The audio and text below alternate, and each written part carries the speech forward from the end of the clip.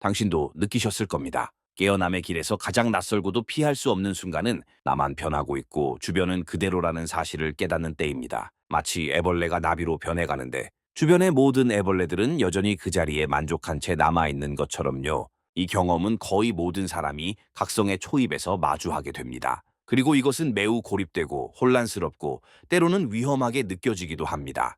여기서 말하는 위험은 단순한 육체적 위협이 아닙니다. 소속감, 정체성, 안정감, 한때 당신을 지탱해주던 모든 것을 잃을 수 있다는 위험입니다. 성장은 원래 불편합니다. 과거에도 그랬고 앞으로도 변하지 않을 겁니다. 바닷가재가 껍질을 벗어날 만큼 자라면 그는 기존의 껍질을 버리고 연약한 상태로 노출됩니다. 새로운 껍질이 생기기 전까지 그 시간은 치명적으로 위험합니다. 바다의 모든 포식자는 껍질 없는 바닷가재를 노립니다.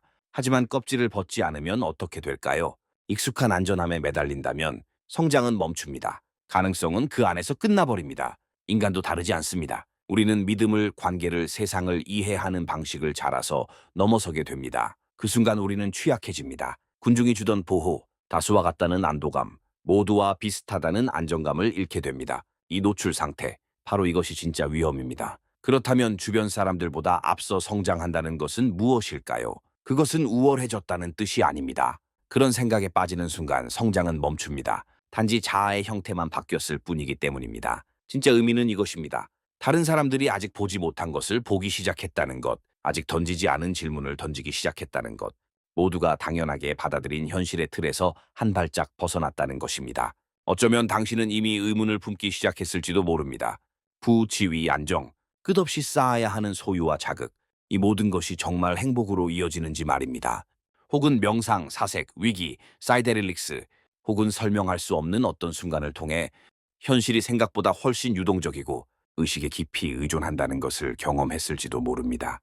분리된 자아라는 환상을 잠시나마 보았고 그 장면은 다시 지워지지 않습니다.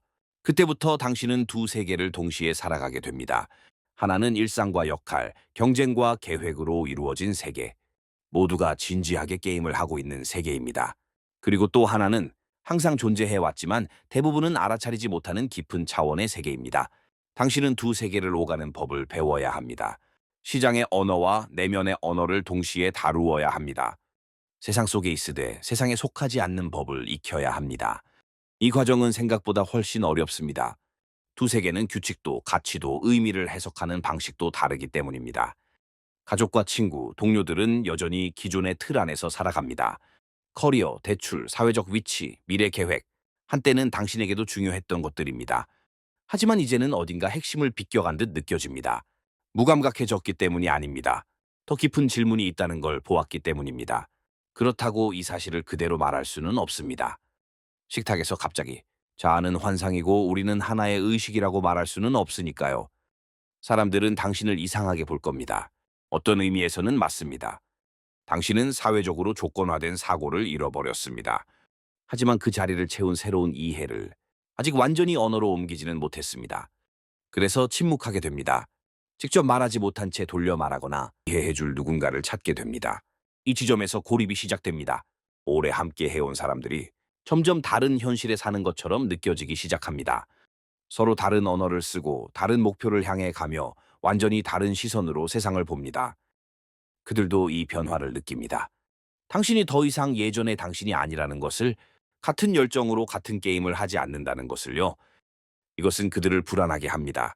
당신이 틀 밖으로 나갈 수 있다면 그 틀 자체가 흔들릴 수 있기 때문입니다.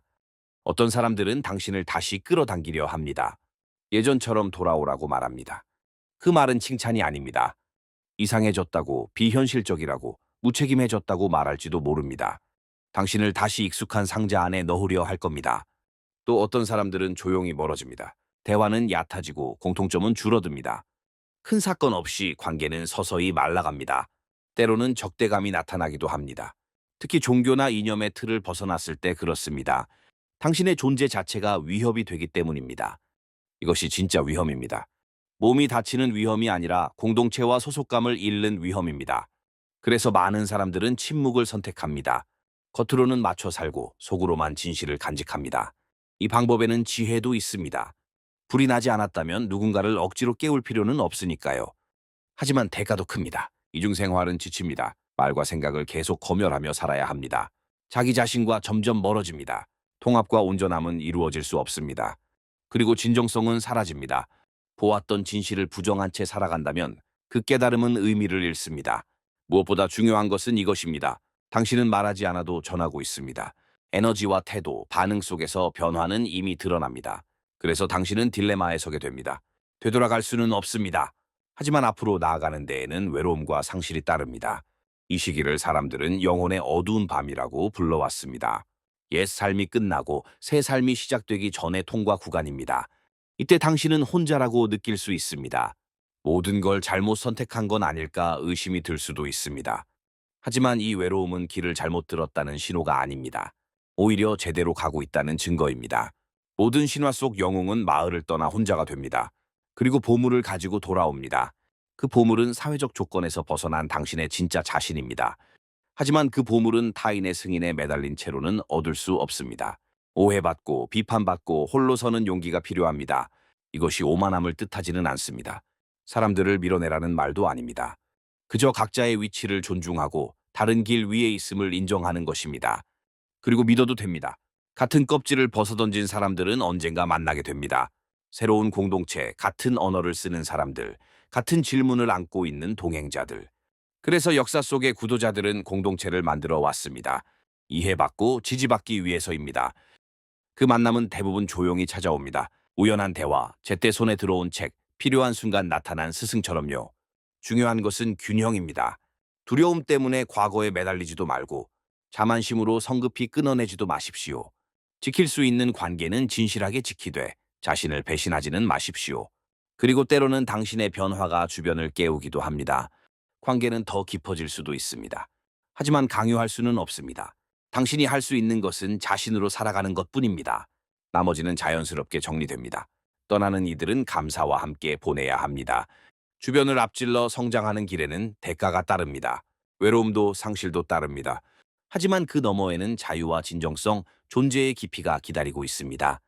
당신이 얻는 것은 타인에게 맞추기 위해 만들어진 자아가 아니라 진짜 자신입니다. 그리고 그 자유를 맛본 뒤에는 알게 됩니다.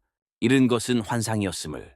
진짜 연결과 사랑은 남아있거나 더 깊은 형태로 다시 나타납니다. 그러니 만약 지금 주변을 앞질러 가고 있다고 느낀다면 당신은 혼자가 아닙니다.